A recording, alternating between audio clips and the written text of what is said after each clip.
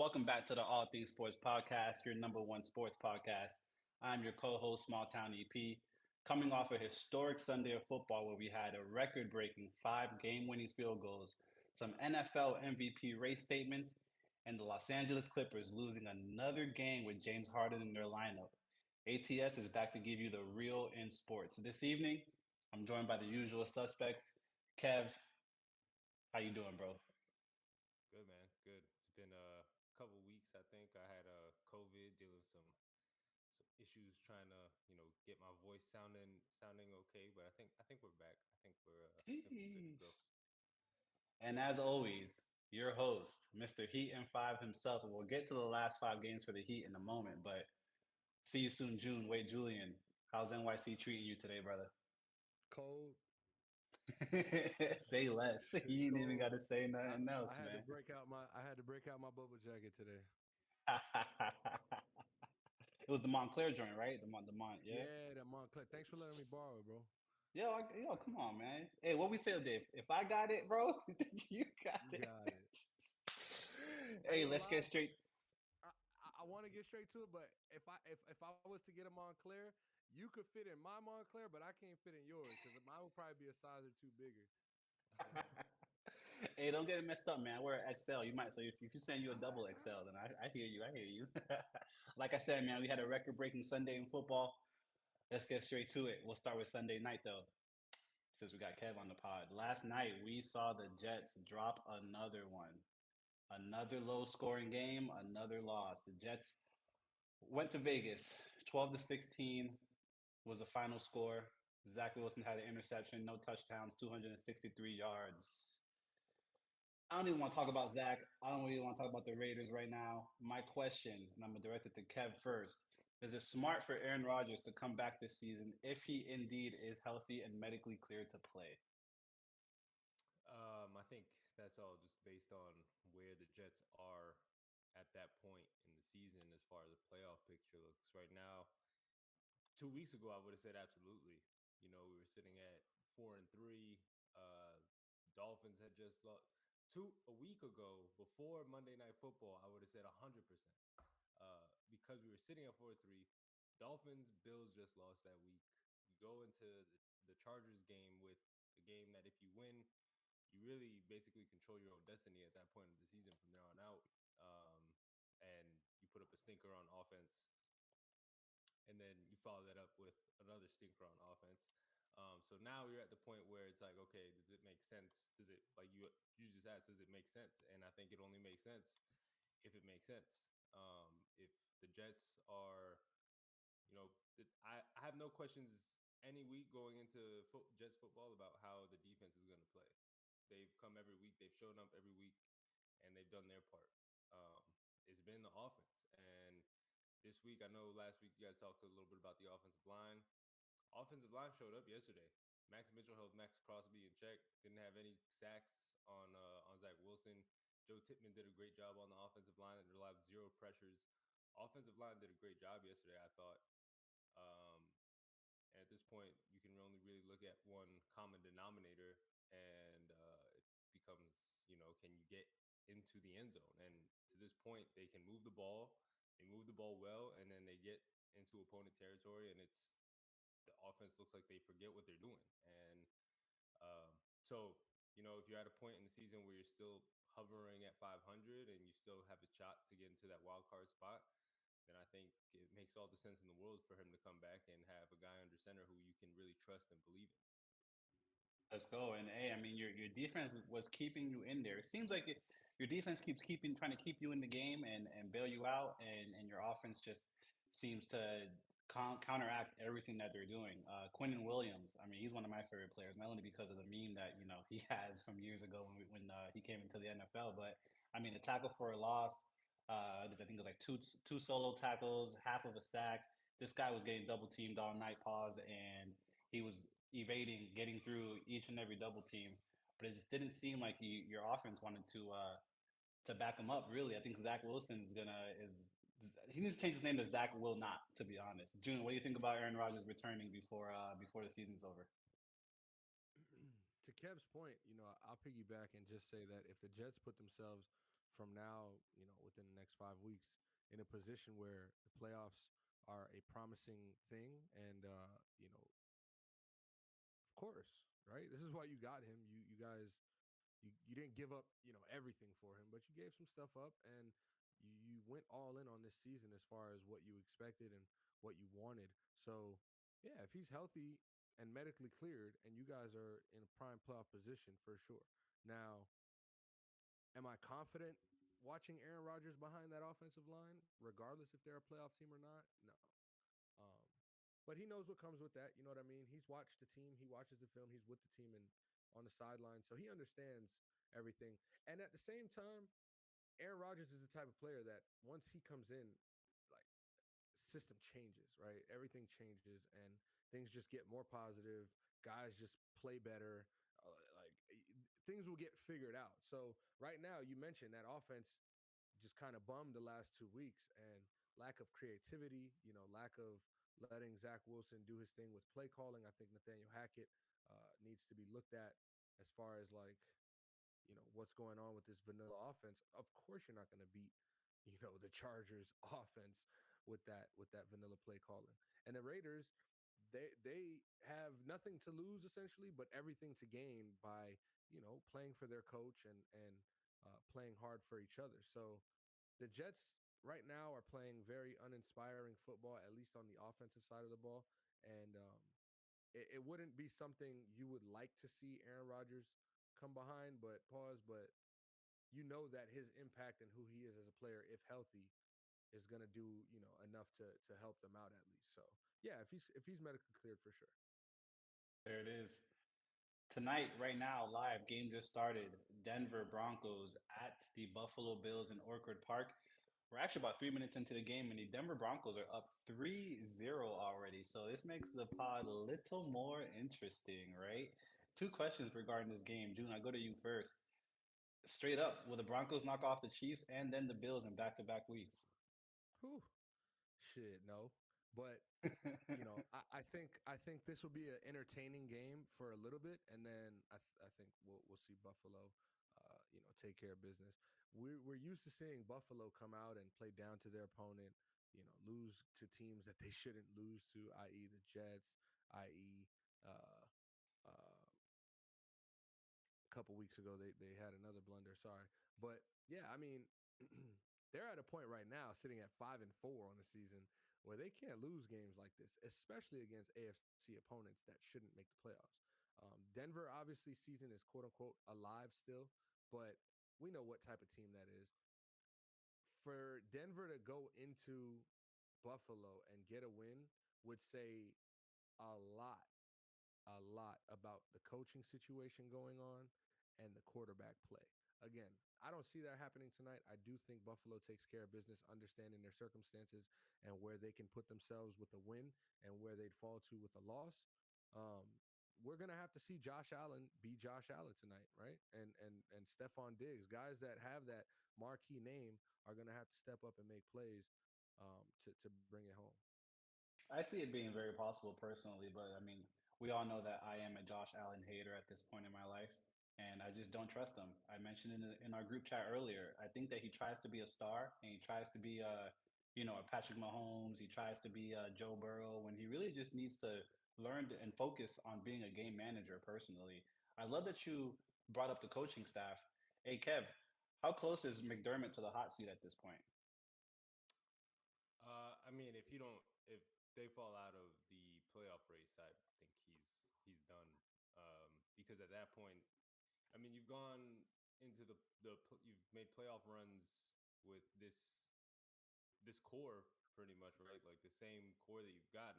Not much has changed from the last couple of seasons as far as roster. There's not too much different construction to this roster. Like replacing Devin Singletary with James Cook, I don't think would cause you to miss the playoffs. James As Cook good already as, fumbled tonight. there you go. I mean, but I don't think there's a huge like difference between those two guys. Not to say they're both solid running backs, but I just don't think that's the one main difference that I can think of off the top of my head between like last couple years in this team, and I don't think that's going to cause you to miss the playoffs. I think if Buffalo does miss the playoffs, you do have to look at, did McDermott lose the locker room? Um, I'm surprised McDermott wasn't fired after he decided to start Nathan Peterman over Tyrod Taylor when they were in a playoff That was position. crazy. But that's just me. I'm quick as I'm pulling the trigger to fire head coaches in the NFL. So, Yeah. uh, but yeah, I mean, Josh Allen. Obviously, there's, I guess you could say, regression. He's not like Zach Wilson level where you're like, what is he doing behind center? But Right. he's the turnovers are more becoming more problematic for them than they have been in the last couple of years, and I think that's the biggest issue. And to your point, we got to manage the game. Um, when you've got the talent, you've got the rocket arm, you can move, you got the legs, you have everything to be an elite quarterback, but it's just the decision making at this point. And I think he maybe needs to take a step back and focus on that type of role of being a more of a game manager than a guy who's gonna go out and score, get you in field goal range with 20 something seconds left to tie it, Yeah. or things what we saw a couple years ago in the playoffs against Mahomes. Yeah. Hey, EP, if I can, I want to go back to that Jets game real quick and not necessarily talk about the game, but a question I had for Kev since he's here with us. And obviously, All Things Sports podcast listeners know that Kev is a Jets fan in here. Robert Saleh says he's not going to go with a quarterback change. Zach Wilson is going to stay as QB1. There have been 36 consecutive drives that have led to no touchdowns in New York. Do you think that the quarterback decision is past Coach Salah and that's why he's not making any changes? Or do you think that he just is kind of stuck in his ways and wants to see what Zach Wilson can be? So, so when you say past Coach Salah, I assume you're referring to ownership and things of that nature. Yeah. Yes. Okay, so here's what I've thought all season is the decision isn't Salah's, it's not ownership's, it's not Hackett's. Aaron Rodgers loves Zach Wilson for whatever reason, and I think he's outwardly vocal Yeah. about it Yeah. on Pat McAfee, on every interview he does. It's I love the kid. I think he's doing well, this and that, and so I almost feel like it's Aaron Rodgers, not Aaron Rodgers saying you got to play Zach Wilson, but I think it's the Jets doing as little as possible to ruffle Aaron Rodgers' feathers while he's here. There was a play last night, and I do think Hackett deserves some of the blame for Zach not.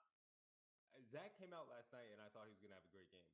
On that first drive, hit Garrett Wilson with a great pass. Second drive, he hit Xavier Gibson with a great pass.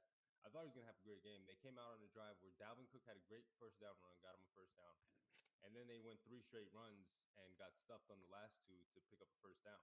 And on the third down call, they showed Hackett on the sideline making the play call and cut right to Rodgers, who's looking down at the play sheet and shakes his head.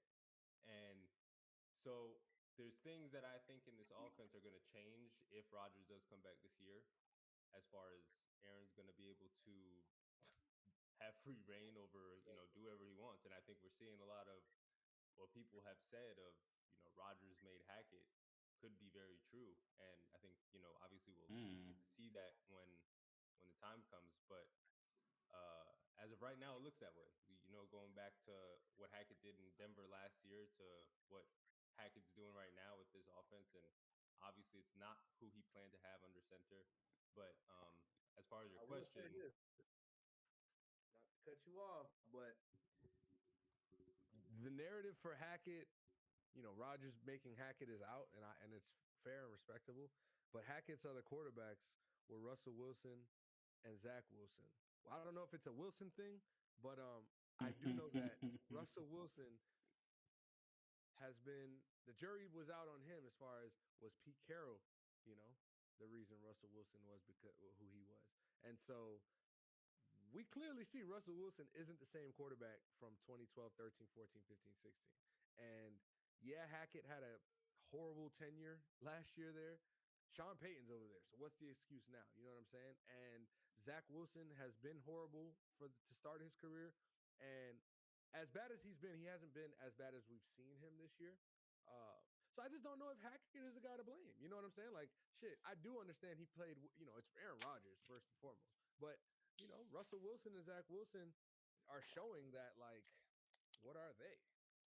Yeah, and I mean the offense, like I said, the offense moves. They moved the Chargers game. They outgained the Chargers Yeah. like You just don't by almost score. 100 yards. Exactly. You just can't get the ball in the end zone. It comes down to when you get in Yeah. the red zone or near the red zone, you're either turning it over or you're I kicking don't a think field the goal. Jets are as physical as they can be, and in that red zone when you got, that last 15, 20 yards push, you got to get the ball in the end zone and 36 possessions, that was just very alarming for me to see that. Yeah, no way we're going with a quarterback change. Zach Wilson's the guy, but I mean, clearly it's not working. Yeah, I think it also comes down to like what are your other options, and I don't think Tim Boyle Definitely. or Trevor Simeon makes much of a difference. They might make it worse, you know. True. Zach has at least done a decent job. I know he had a terrible one last night late that cost him, a chance to get into the end zone again, but he has done a better job of not throwing those bad interceptions, which I think also is kind of a double-edged sword because I think he sometimes holds on to the ball a little bit too long because he doesn't want to make those mistakes. But it's tough. It's a tough situation for a coach to be in. I love Salah. I think he's turned our defense into what he is. And I know people say he's a defensive coordinator, but I think he's a leader of men. And I think that's ultimately what you need to be as a head coach. Um, I just think they ran into some bad luck at quarterback this year with Rodgers going down. And we didn't really get to truly see what this team is going to be. Maybe we do in a month, but, we'll see when we see. There it is. Gentlemen, actually, I have a question for you. I sent this stat to June earlier. In the Ravens loss yesterday, Lamar Jackson threw two interceptions. And I was kind of digging through crates, looking through stats this morning. And Lamar Jackson has the most turnovers in the fourth quarter, ouch. Fourth quarter of one-score games in the last three seasons. He has 12 turnovers in the fourth quarter of one-score games in the past three seasons, with two yesterday. How alarming is that coming down the stretch of this season, June? Well, I love that the football guys defending that boy LJ, not letting you get that tongue twister out. If you're gonna talk shit about LJ, it's gonna sound funny. That's all I Hey, know. the stats don't lie, bro. I'm not talking shit. I'm just telling you the stats, bro. Numbers don't lie, and those are alarming. No cap. This is a Baltimore Ravens team that has only won one playoff game, while Lamar Jackson has been the quarterback there. Um, they haven't been able to complete the season since that 2019 season. They haven't been able to get back, as far. And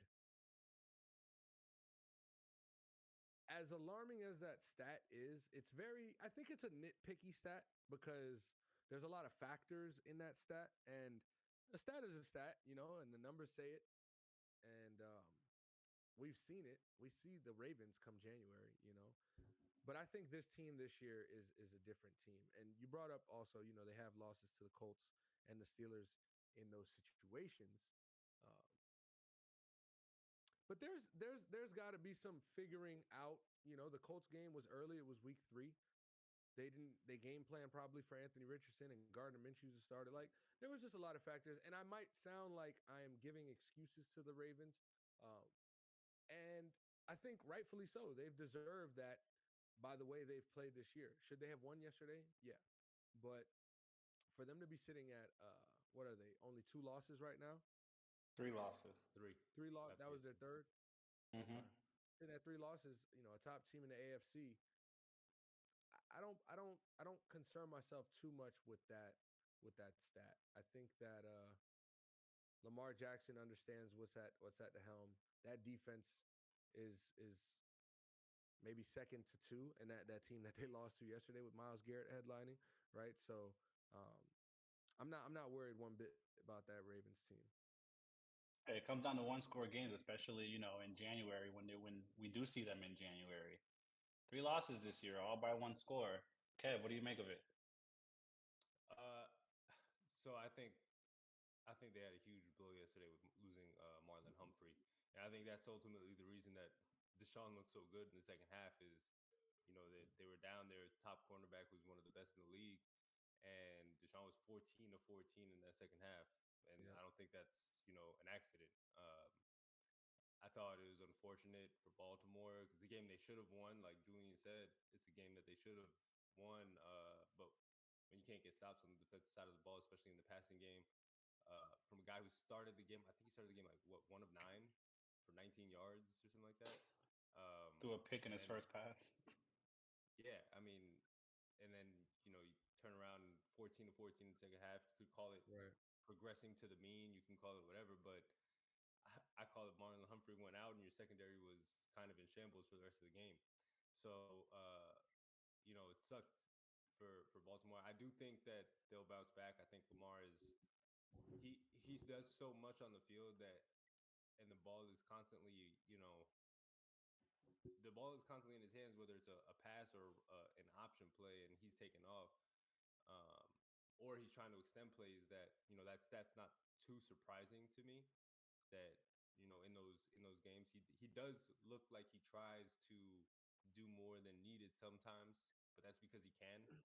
Yeah. And so I think that sometimes will get him in trouble. But it's almost like the Josh Allen thing that we just talked about, right? Like you have all the ability in the world to make these crazy throws and these great plays, but you're playing against professionals, and sometimes that's going to come back to bite you in the ass. And I think that's what we see with Lamar sometimes. But that division is that division is crazy. I know Yeah. we talked about the AFC East being the best division in football. It's very clearly right now We the were AFC wrong. North. Yeah, it's very clearly And the hey, I AFC mean, if North. Aaron Rodgers was healthy, we'd still have that argument for it. But we get to see Steelers, Ravens, Browns, Bengals. Yep. Sorry, is it Steelers, Ravens, or is it I think it's It's Ravens, Bengals, yes, Ravens Bengals on Ravens, Thursday night. Bengals, Yeah. Steelers, Browns, and EP and I were on yesterday. And he brought up how Cleveland lost to Pittsburgh, off that TJ Watt strip sack fumble and Highsmith. Um, my thing is just to kind of brush on Pittsburgh and the way they've been able to win games, and they're finding themselves at 6-3 right now without being able to outgain any team on their schedule. Mike Tomlin's got them in prime playoff position, and I mean, bro, defense still is the key to winning football games. Clearly, if you can run the ball and stop, you can get stops. Winning formula. And what's funny about that Cleveland team is realistically when you look back, other than that Ravens game, they should probably be 8-1 right now because they should have won that Pittsburgh game. They had no business losing that game. They had too many stupid turnovers in that game and they still had a shot at the end of the game to win. And then their other loss was to I can't remember right now, but it was the same situation Yeah. where they shot themselves in the foot, Now, and they almost did it. They almost did it again yesterday, where they get a pick six to tie the game, and to get within an extra point tying the game, and they missed the extra point, and he redeemed himself with the game-winning field goal. But that team continues to find ways to lose games that they should win, and that's not a good formula going into a playoff race. But yeah, I think it also real quick, before we move on,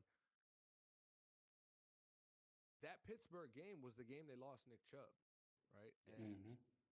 what happens now? You know what I mean? Like if they finish this season at the rate they are playing defense and winning games, obviously I could see them losing another 3 games realistically. Like that's fair. But if they go and lose only 3 more games this season without Nick Chubb, what happens here? You know what I'm saying? Like where do we go next? Because they're paying him a lot of money.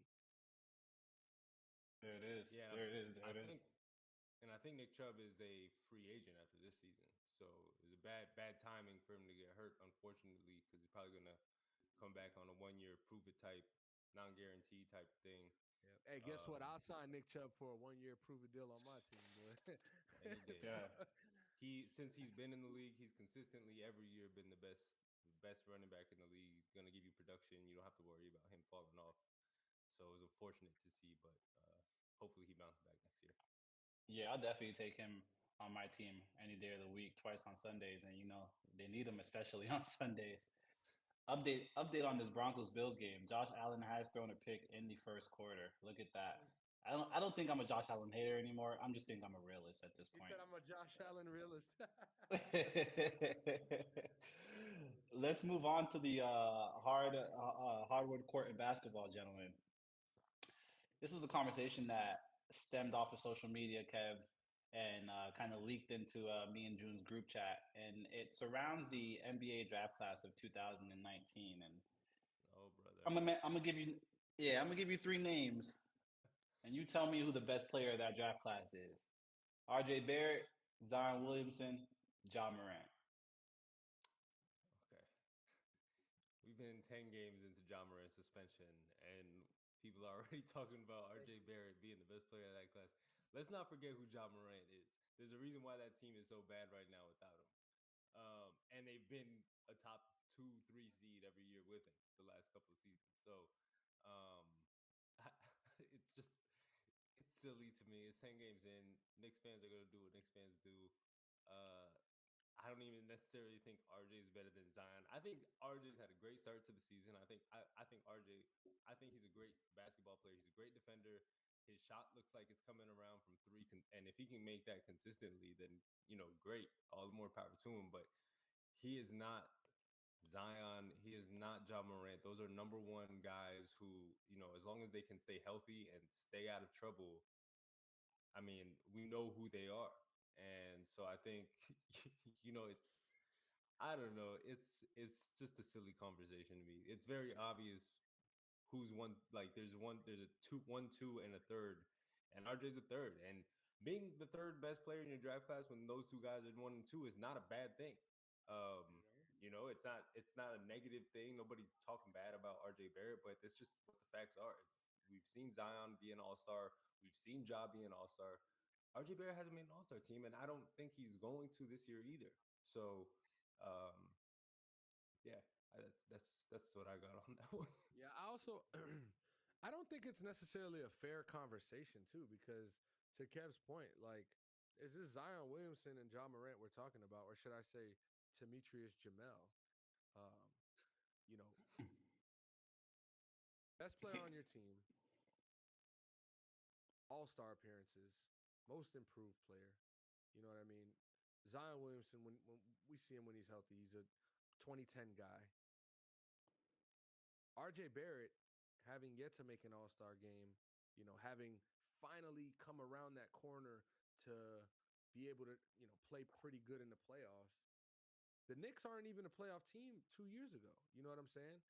And John Morant was able to come into the league and bring that Grizzlies team to a top 4 contending team in the Western Conference, right? So, yeah, I think it is an unfair conversation, but a lot of Knicks fans truly believe, that RJ Barrett is the best guy in the draft class. Some people tried to make the argument that, John Morant's not playing, Zion's always hurt. And fair, you're right. He is suspended. He does make bad decisions. I did call him an idiot last year because he was. Um, does that mean that what he does on the court and what he has done for the organization in Memphis and what Zion has done for the Pelicans, you know what I'm saying? So in a redraft, I think it goes Morant. No, understanding the injuries and all that, I think it goes Morant, Williamson, Zion, Barrett, and then Hero, and then we could just the rest could go.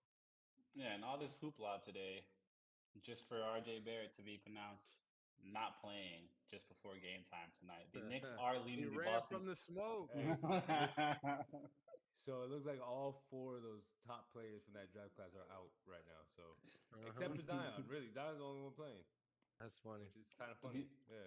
the the Knicks are leading the Boston Celtics in TD Bank Garden 53-52 at the half. Julius Randle 5 for 13, 14 points, 2 of 3 from the free throw line, 2 of 6 from the 3-point line. Speaking of Zion Williamson, he's been in the headlines lately. He had a little press conference where like he just came off of a treadmill, may have run a couple miles, don't know conditioning. There's a bead. But I was wondering why he was breathing so hard, and then I saw a bead of sweat fall down his forehead. I was like, he must have just finished working out or something. I told you he must have just left, a date with an adult film actress, but we don't have to go that way anyway. Might have he looked had about some. that. he had, he had some interesting comments today about him trying to buy into the system, taking a back seat, really just kind of, going through the growing pains. Kev, what do Zion's comments about taking a back seat and trying to buy into the system mean to you? I don't know, honestly. It was very like it was confusing to me because we're 10 games into the season, and you've been hurt and consistently out of the lineup. So I heard the comments and I kind of like I tried to make sense of it. Like, what is he frustrated with? I actually meant to go look at the usage rate for everybody, but I didn't get a chance to do that. But um, I guess that's something that I'm interested in is, what is his usage this year compared to what it was the last couple of years? And if it's down, maybe that's what he's referring to. But you got Brandon Ingram on the team. I know CJ McCollum is out right now. So you would imagine those are your 1-2 with the ball not being in CJ's hands. Uh, so I don't know. I don't really know what to make of his comments. I don't know if it's a I want to get out of New Orleans. Let me make some noise here. And I know he. I think there's a lot of guys who a lot of people talk about the Knicks. I think he's the one guy that he would love to go play with RJ in New York because they were college roommates at Duke, and they obviously developed a very good friendship while they were there playing together. Um, so maybe it's that. Maybe he's making a fuss and trying to find his way over there. But that's the only thing that I can think of at this point is he may be, starting those putting those wheels in motion for a potential trade down the line.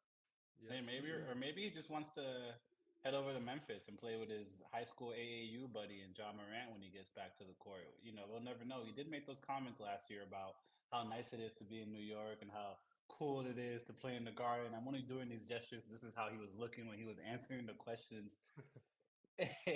Last night, he played 27 minutes, scored 18 points. He did shoot 50% from the free throw line, 7 for 11 from the field in a 136 to 124 loss to the Dallas Mavericks at home. They will have a rematch tomorrow in New Orleans again.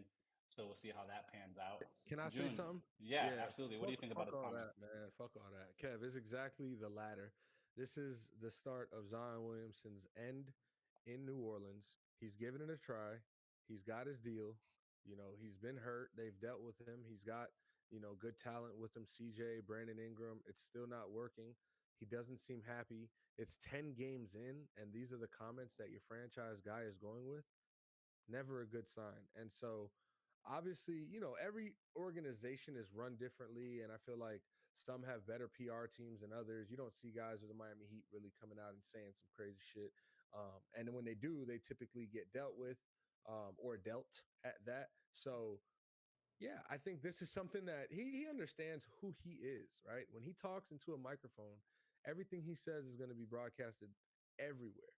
And with having that power in your words, he knows what he's saying when he says, "I'm trying my best to buy into the system." And he's saying it as if I'm not able to do it. I'm trying to. I can't get around to do it. And to Kev's point, yeah, what the fuck are you talking about, bro? It's been 10 games and you're not fully healthy. Like, sit your ass back and figure it out. But this is a superstar driven league, and superstars get what they want. And there's no convincing me that whether it be New York, whether it be, I don't know, go play for Wembanyama, play with Pop and Wembanyama, I don't know. Zion and New Orleans, they don't have a future. And if they do tend to or try to keep him and do, what are they going to win? Really? What are they going to win? Zion's not a number one. He's not a guy that's going to go win your championship. He's a guy that you put on a championship contending team and turns that motherfucker upside down. So I wish for the best for both teams because they can get a hell of a package traded for Zion Williamson, and Zion can go compete, for some championships. So shout to Zion, bro. What do you mean you don't want to play in the Smoothie King arena anymore? You know how good those smoothies must be when it's like the You get to arena see. of You the get to Oh, see. smoothie? he knows. He knows. He knows. You get to see Currency every night. Shout out to Currency, man. You know what I'm saying? Definitely shout out to Currency. June, Mr. Heat in 5.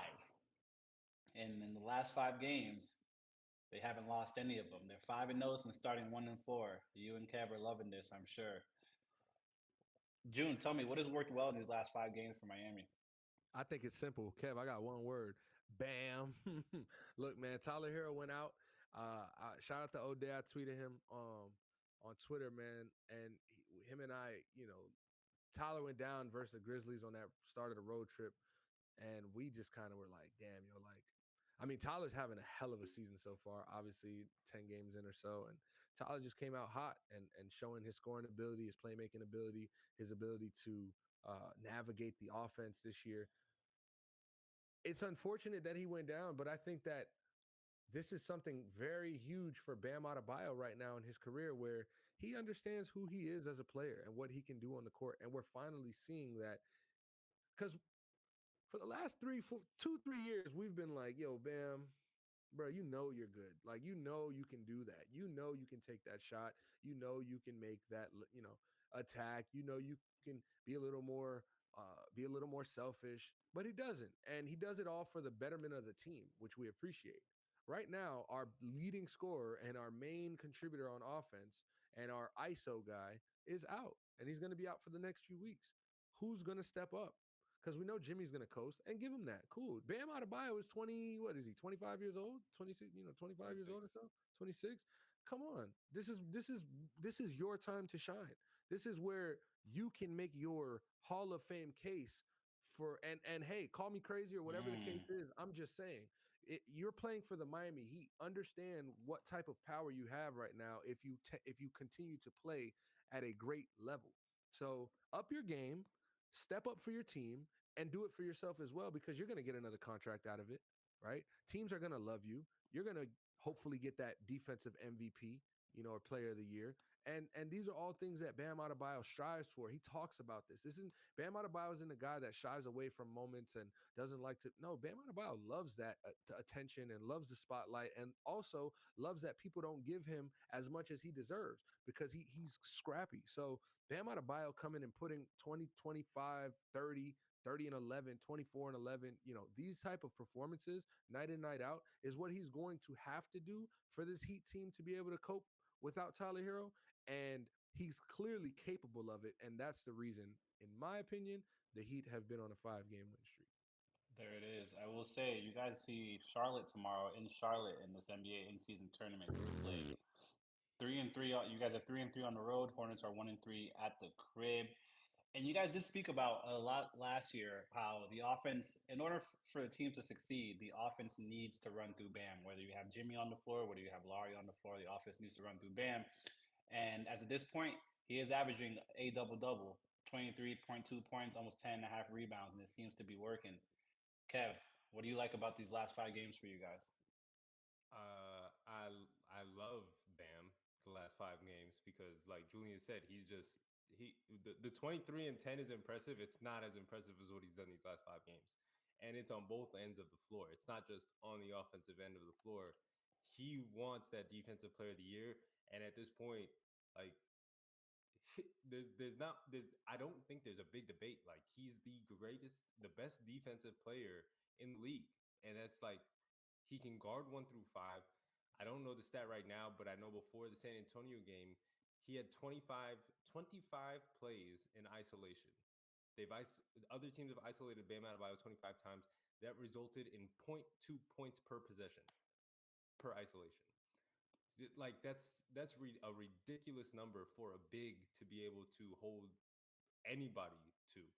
And so I think, the fact that he hasn't gotten love still, like, I know the odds for defensive player of the year were out and he wasn't even listed in the top 5. I think I have him at a plus 800. I have a plus 800 ticket for Bam Adebayo to win defensive player of the year right now.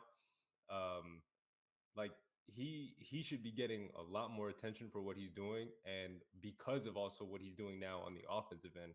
We saw the 20. I don't care that they took away a rebound. It was a 20-20-10 game for Bam Adebayo against Anthony Davis and the Lakers. He put up 30. He put up 30 against the defensive player of the year, Jaren Jackson. We see what, like, he's been great, but I don't want to just talk about Bam because I do think there are others on this team who deserve some love, and one of those is Duncan Robinson, who has, if Tyrese Maxey wasn't doing what he was doing, I think would get should be get he should still be getting some love for most improved player because he's no longer just a shooter. He's able to now put the ball on the floor. We saw what I don't know if you guys. Mm-hmm. I'm assuming Yep. Julian saw. I'm assuming you both saw what he did to Wemby last night, where you had him looking lost, like he needed a mat on the court. For Um, sure. he's he's and he's not just doing that, he's also facilitating, he's getting to the rim and passing it and finding guys. His game has improved and he's stepped up a lot, and I think a lot of that has to do with him not having to look over his shoulder for Max Struess anymore, right? He knows what his role is. He's going to settle into that role now, and he doesn't have to worry about somebody coming off the bench to replace him this year, especially now that Tyler's out and he's starting at the two. He's going to be able to, know what his role is on this team. And then also the rookie, Jaime Jaquez, has been playing Yep. incredible defense while also contributing on offense. So, um, the team overall has really stepped up, but that's just what the Miami Heat do. It's next man up, and that's just what it is. And I know for a fact that this year, Bam is coming to to get what he thinks should be his, and that's Defensive Player of the Year. I have a story for you guys when we get off the air because I don't want it to to be recorded Um, on this YouTube. But yeah, I'll tell you guys a quick story after. But yeah, I think Bam is. If Bam continues to play like this, we might not even be talking about Defensive Player of the Year. We might be talking about MVP race for Bam Adebayo. But yeah, shout out to Bam for big stepping up, and like Julian said, also Jimmy's kind of coasting right now, and that's just who Jimmy is. I know there's that chart that shows like from October to December. It's like, does he even care? And that's typically what it looks like. But you know, we fully expect that by April he'll be playoff Jimmy, and if we have this version of Bam Adebayo, I don't know many teams that can put up 100 points on this defense. Yeah. Hey, there it is. There it is. Hey, And real just quick, like shout out to Night yeah, Shift Lou, man, in the chat, in the YouTube chat. We appreciate he taps in every week, bro. So we appreciate that. If you listening, if you watching live right now, we appreciate you. Click that like button, share that podcast on Twitter, share it on Instagram. Um, but yeah, man, nah, keep us facts. going. E. Nah, facts. Definitely shout out to Night Shift Blue. That's my boy. That's my boy from diaper days, bro. And for all the listeners, that he was actually able to contact me just now and told me to turn the levels up. So shout out to Night Shift Blue, man. I appreciate you much, much, much, much, much. Just Hell like yeah. Bam plays, just like Bam plays coast to coast. We'll take the topic from the East Coast to the West Coast. The Clippers. Whew. 0-5 since James Harden's debut, and they have to play the defending NBA champions tomorrow, Denver, in Denver. This question is definitely directed to June. It's the time to walk our comments back about the Clippers lineup working out. You know what, E? It might be time, but I ain't going to. And certain things I say, I gotta stand on it, right or wrong. Um, Last year was Daniel Jones and the infamous "he's not him" comments, which I stood on it long enough, and I think we could say I wasn't that crazy. I think last year was a very good year for Daniel Jones. It was a contract year, you know what I'm saying? Like it had to be what it had to be, and it did. But if you go back and watch my YouTube from September 2022, it kind of matches up about what we're seeing in current day. So what I'm saying now in November of 2023, I'm still going to say in March of 2024. And by that time, February, March, after the All-Star break, after the trade deadline, the Clippers are still going to be a threat in the West. Now, guess what? Is Russell Westbrook and James Harden both going to be in the starting lineup? I don't know. Ty Lue is a great coach, and that's his job to decide, and he'll figure that out. The Clippers have talent. James Harden came in. I mean, these are the first 4 games he's played of the season. Everybody else is at, 10 games. They've got all their legs under them, and we're seeing these air balls. And I get it, bro. It's fun. James Harden, for whatever reason, became the fun guy to make fun of.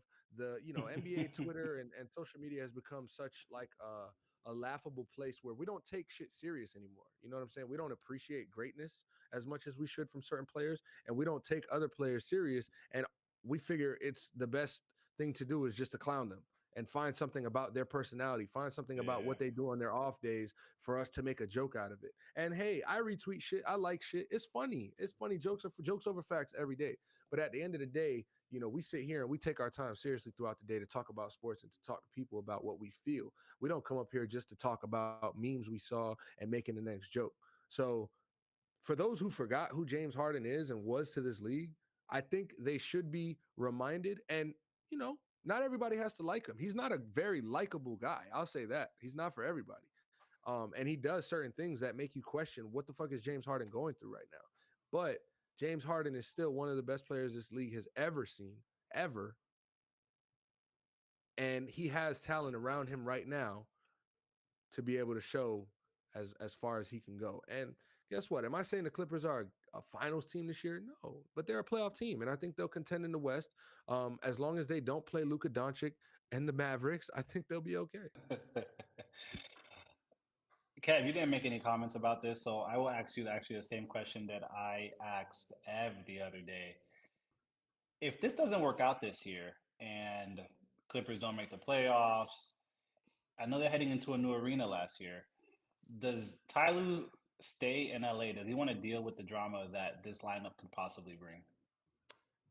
Well, if this doesn't work out, Harden's a free agent after the season. And I think the bigger question is what happens with him, because if this doesn't work out, we saw what happened in Brooklyn, we saw what happened in Philly, and now we see what happens with the Clippers. And I sent this in my group chat earlier. I sent that Adam Silver meme, get ready to learn Chinese, buddy, because I don't think there's an NBA team that's going to want to touch him. Like, I genuinely don't. Like, the rumor was that in the offseason, Houston was open to the idea. Harden had to sit down with Udoka, and Udoka went 180. Like, I don't want to deal with this guy. His mindset is I want to be the scoring champion. It's not I want to be an NBA champion. And when you've got, I'll say this, I feel worse out of anybody in this situation. I feel the worst for Paul George, because Paul George was absolutely hooping before James Harden got there. And now they've got to figure this out. And Paul George clearly has struggled, not having the ball in his hands as much. And so it's tough. It's like you saw the Terrence Mann reaction. Yeah. I know that made a lot of waves of like when Harden walked in the room and Terrence Mann was looking at him like, this guy's Yeah, coming but in to Kev, ruin others. like with Paul George, I understand you feel bad for him, right? Okay, Paul George, he had his role in this offense and he was balling, but this Clippers team don't win in the playoffs. Something's got to change at the end of the day. I don't feel bad for Paul George when he's losing in the playoffs first round and getting blown out at that matter. So like, no, I don't feel bad for Paul George in the regular season when he can't figure out his role just yet. They're trying And to I'll fix it.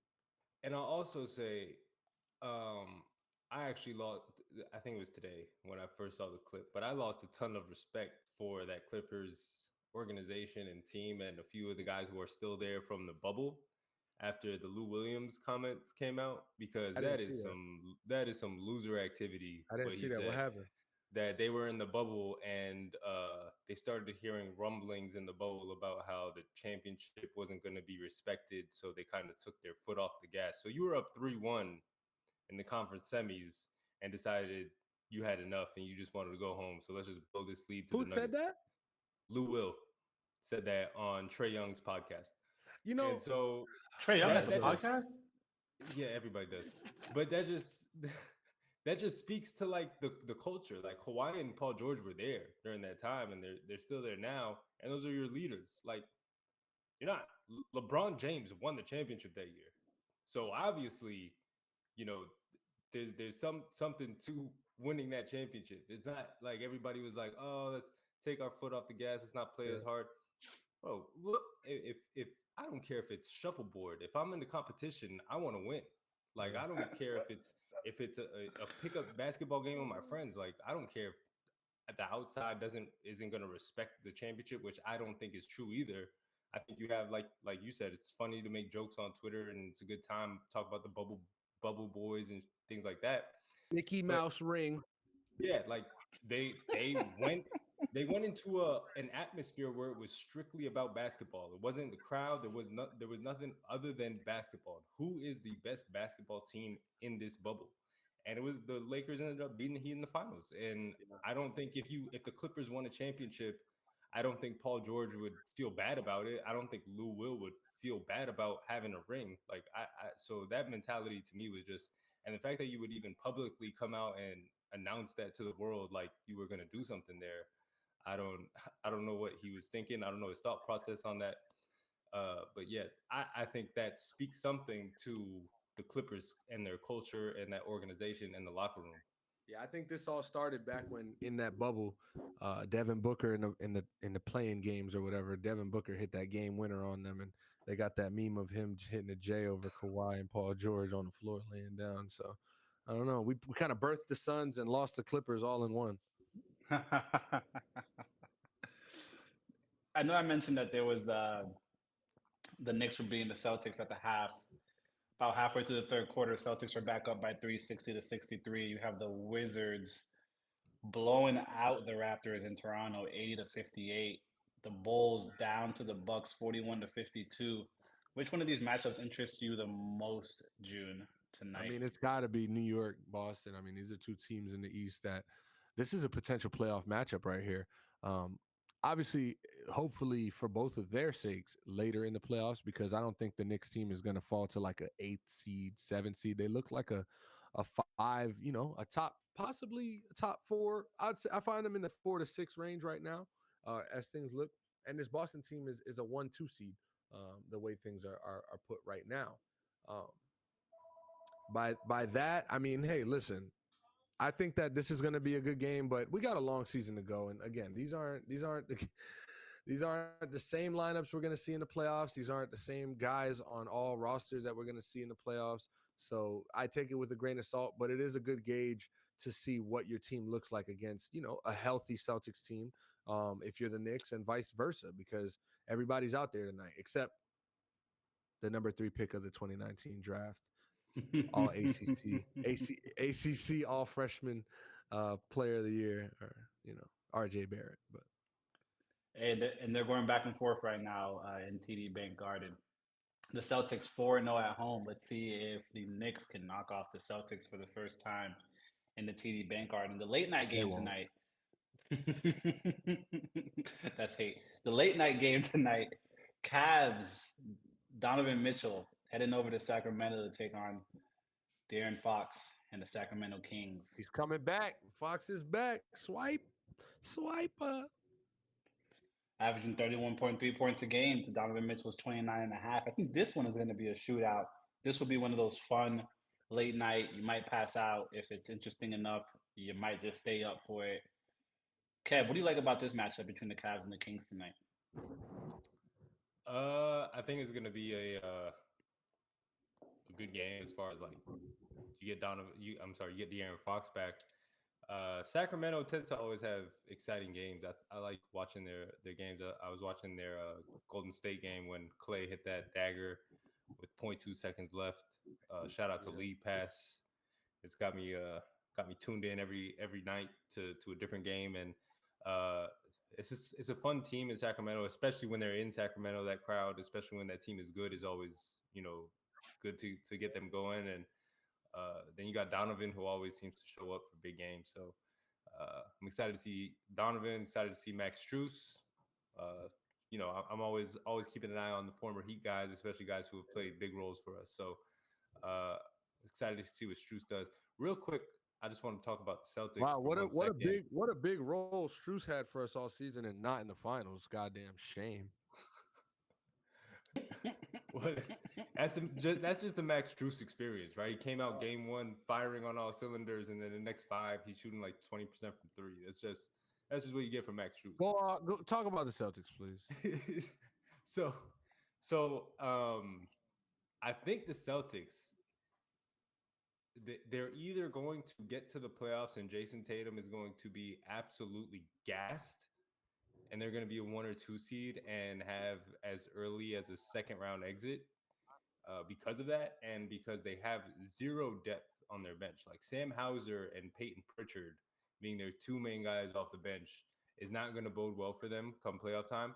They currently, when Jason Tatum is off the floor, have the worst net rating of any team in the last 5 years. So they are going to need to figure something out there, whether it's the buyout or the trade deadline. But yeah, they need some help coming off that bench to where they can sustain the Tatum minutes where he is off the floor, because that formula in the playoffs will not work. And like I said, if they get to that point where they are a 1 or 2 seed, and I think it means Jason Tatum has been playing a lot of minutes, and it's not going to bode well for them come playoff time. It'd be interesting to see how Coach Missoula can take care of all that. I want to double back to the Monday Night Football game. 10 minutes Three left zip. in the first half, 3-0, and Denver is marching down the field, entering the red zone. Oh, as I say that, in the red zone at this point, on Buffalo's 15, 1st and 10. 2 weeks ago, if you would have told me that Russell Wilson would have a better quarterback rating in the first half than Josh Allen, I might have agreed because I'm a hater, but this is kind of wild to watch. Denver could run away with this one. We'll see about that. June, what are you thinking about this 3-0 game right now? This is kind of interesting, isn't it? Well, we're about to head out of here soon enough, and I can't wait because I want to tap into the second half. Um, Clearly, that Denver defense is doing something serious where they're forcing turnovers, and I don't want to just speak too much on it because I haven't really watched that. We've been here recording, but Facts. I'll say this. I'll say this. Buffalo is known to play down to their opponent, and it looks like Denver is just the next team to get them to do so. There it is. There it is. I want to transition actually over to the ice real quick. We don't do this too often, but Chicago Blackhawks seem to have struck gold with this first round, first overall draft pick in Connor Bedard. 9 goals in 13 games. He was able, one, to start the season doing a face-off with his childhood, like, not mentor, but just favorite player ever in Sidney Crosby, which has to have Business. been just, you know what I mean? Like, dream come true. And the loss, of course. But the fact that he's scored 9 goals, 13 games, he has 4 or 5 assists on the season. I think he has, I mean, he had a 4-point game the other day, where he got the game puck and all of that. He already has kids in the arena having signs that say, "I want to be just like you when I grow up," and he's giving them pucks and just making their night. They're seventh in the Kid's division 18. right now. Yeah, the kid's 18, man. He can't. I was talking to June earlier. He can't even make it into the club. I'm sure he's in there in Chicago having a great time, Oh, but he's in he the can't. club Shout out to Connor. My shout out for the night is definitely to Connor Bedard. He did have for two sure, and I goals, think and he lost last night to the Panthers 4-3. So out of yeah, the three goals that yeah, the Blackhawks yeah. scored, Come to sunrise with that shit, man. Clamped up. he But just look, I think he he did breezed score over a two little too goals. quickly. 9 goals in 13 games. 18-year-old rookie, #1 overall pick. Like that statement alone, you got to let that sit and let people understand what just happened for that to be, you know what I'm saying? Because you just 9 goals, 13 games, and he's doing. Listen, let the people understand what not your first 13 NHL games of your career, and you got 9 goals. You've already scored a 4-point game. You know what I'm saying? You come on, come on.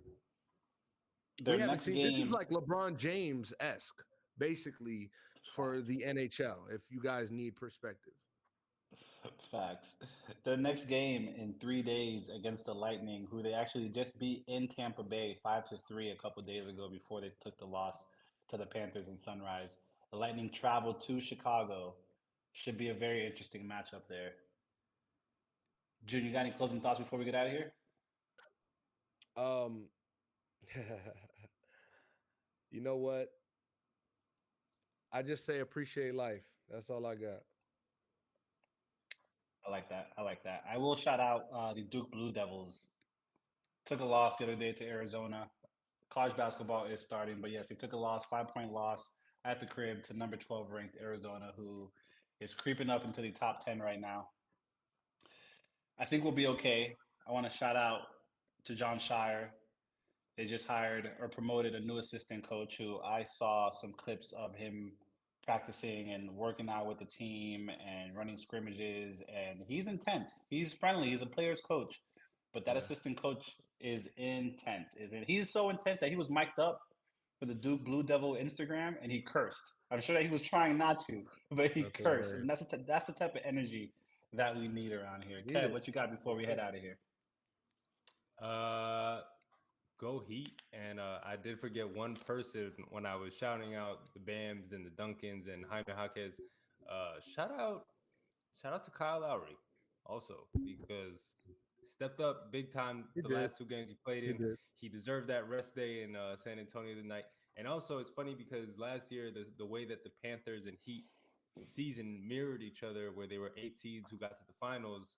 They also just yesterday both beat the top picks in their respective drafts on the same day. So uh, both Generational teams, talents at yes, that. Facts. and so both teams are kind of taking that same. Both teams playing well to start the season. Hopefully, they can both find themselves back in the finals. And like Jimmy says, this year we'll get it Is our done. year. Yes, sir. Shout out to the Panthers. Shout out to the Hurricanes. Shout out to the FAU men's basketball team. Shout out to the Miami Heat. And also And shout out to not and Josh Richardson real quick because he had a rough stretch for a couple games, and him being able to put back-to-back games together and probably build his confidence up again. It was great to see because we was about to put him to rest. It was Yep. putting And him to rest. he's been doing it the same way he did it when he made a name and got that solidified his spot in the rotation when he first came into the league. Rook Guys two. are out. Guys are out. They need people to step up, and he's done just that with guys Rook out. two. So yes, correct. Shout out to everybody because everybody's really been coming in and being a star Five in their straight. role. They've been a star in their role, as Spo loves to say. And no shout out to the ACC referees. Or the Hurricanes. And as always, I am your co-host of your number one sports podcast, Small Town EP. Was joined by Mr. Heat and Five himself, your host. See you soon, June Wade, Julian, and Big Kev. Appreciate you all for tuning in. If you tapped in on the live, appreciate you. Shout out to everybody that's listening through your streaming platforms, whether it's Apple Pod, Spotify Pod. We are here Mondays, Thursdays, and Sundays until the foreseeable future. Shout out to football.